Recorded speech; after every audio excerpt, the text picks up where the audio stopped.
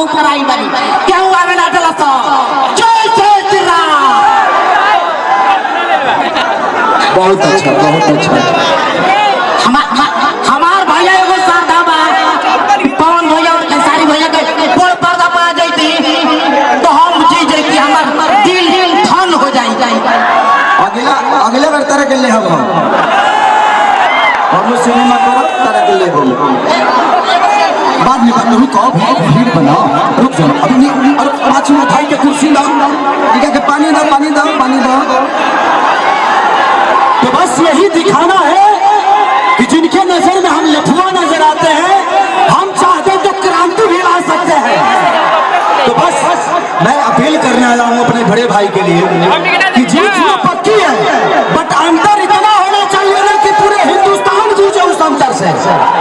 इतना बड़ा अंतर होना चाहिए और बस इस क्रांति को ऐसे ही जारी रखिए। सिर्फ नेता ही नेता नहीं एक गरीब का बेटा भी आपके प्यार से बड़ा होता है और उसका उदाहरण खेसारी लाल यादव और पवन सिंह है।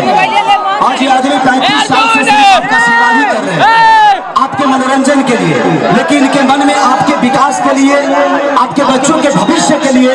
तो 1 तारीख को मैं उस सब माँ बाप चाचा काका पितिया सबसे बोलना चाहता हूँ कि 1 तारीख को आपको अपने बच्चों के भविष्य चुनना है और नौजवानों को भी अपना भविष्य चुनना है।